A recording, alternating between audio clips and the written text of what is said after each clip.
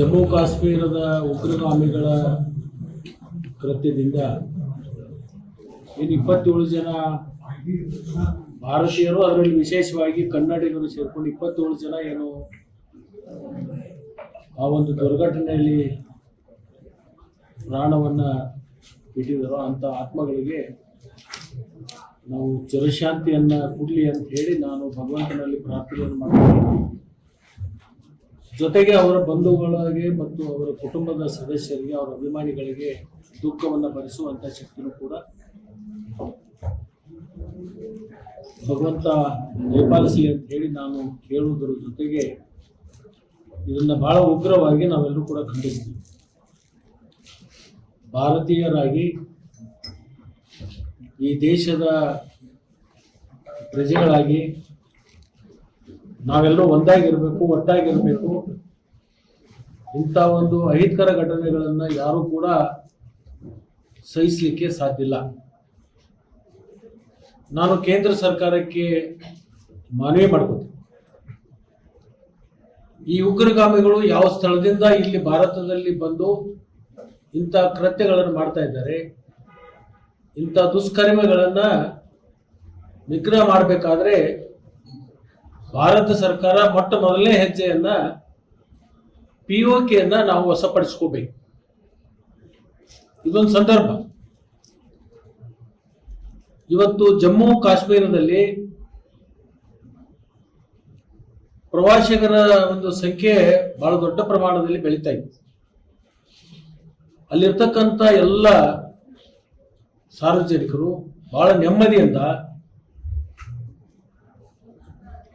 ಈ ಪ್ರವಾಸೋದ್ಯಮ ಕಾರ್ಯದಲ್ಲಿ ತೊಡಗಿ ತಮ್ಮ ಜೀವನೋಪಾಯವನ್ನು ಬಹಳ ಉತ್ತಮ ರೀತಿಯಿಂದ ಬೆಳೆಸ್ಕೊಂಡಿದ್ರು. ನಾನು ಕೂಡ ಒಂದು 6 ತಿಂಗಳ ಹಿಂದೆ ಈ ಎಲ್ಲ ಸ್ಥಳಗಳಿಗೆ ಹೋಗಿದ್ದೀವಿ. ಅಲ್ಲಿರ್ತಕ್ಕಂಥ ಜನರ ಭಾವನೆ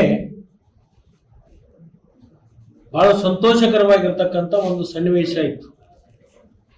ಈ ಭಯೋತ್ಪಾದನೆಯಿಂದ ನಮ್ಮ ಜಮ್ಮು ಕಾಶ್ಮೀರದಲ್ಲಿ ಪ್ರವಾಸಿಗರು ಬರ್ತಕ್ಕಂಥದ್ದು ನಿಂತು ಹೋಗಿತ್ತು.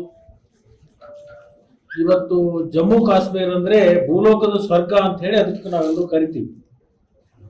ದೇಶ ವಿದೇಶದಿಂದ ಜನ ಬರ್ತಾರೆ. ಅದರಿಂದ ಪ್ರವಾಸದ ಒಂದು ಉದ್ಯಮ ಬಹಳ ದೊಡ್ಡ ಪ್ರಮಾಣದಲ್ಲಿ ಬೆಳೀತಕ್ಕಂಥ ಸಂದರ್ಭದಲ್ಲಿ ಈಗ ಆಗಿರ್ತಕ್ಕಂಥ ಒಂದು ಘಟನೆ ಮತ್ತೆ ಅಲ್ಲಿರ್ತಕ್ಕಂಥ ಸಾಮಾನ್ಯ ಜನರ ಬದುಕಿನಲ್ಲಿ ಒಂದು ಕುಗ್ಗುವಂತ ಕಾರ್ಯ ಆಗಿದೆ. ಅದರಿಂದ ಯಾರೂ ಕೂಡ ನಾವು ಇದನ್ನ ಸಹಿಸಲಿಕ್ಕೆ ಸಾಧ್ಯ ಇಲ್ಲ. ಭಾರತೀಯರಾಗಿ ನಾವೆಲ್ಲರೂ ಒಕ್ಕಟ್ಟಿನಿಂದ ಇದನ್ನ ಬೆಂಬಲವನ್ನು ಕೊಡಬೇಕಾಗುತ್ತೆ. ಬೆಂಬಲವನ್ನು ನಾವು ಕೊಡ್ತೀವಿ ಅವ್ರನ್ನ ನಿಗ್ರಹ ಮಾಡಲಿಕ್ಕೆ.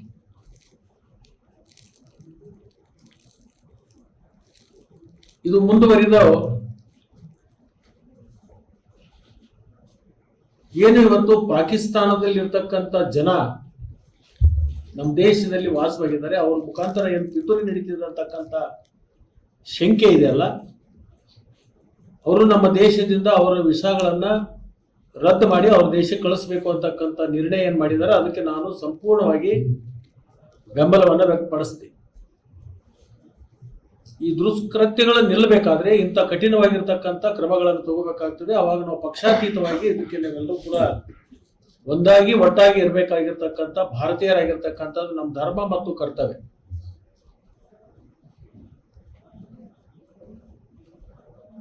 ಅಲ್ಲಿರ್ತಕ್ಕಂಥ ಅನೇಕ ಜನ ಅಲ್ಪಸಂಖ್ಯಾತರು, ಮುಸ್ಲಿಂ ಸಮಾಜದ ಸಾರ್ವಜನಿಕರು ಈ ಒಂದು ಘಟನೆ ಆದಂತ ಸಂದರ್ಭದಲ್ಲಿ ಬಹಳ ಇನ್ನುಳಿದಿರ್ತಕ್ಕಂಥ ಪ್ರಜೆಗಳನ್ನು ಉಳಿಸೋದ್ರಲ್ಲಿಯೂ ಕೂಡ ಬಹಳಷ್ಟು ಅಲ್ಲಿ ಇರ್ತಕ್ಕಂಥ ಜನ ಪ್ರಾಮಾಣಿಕವಾಗಿರ್ತಕ್ಕಂಥ ಪ್ರಯತ್ನವನ್ನು ಮಾಡಿರ್ತಕ್ಕಂಥದ್ದು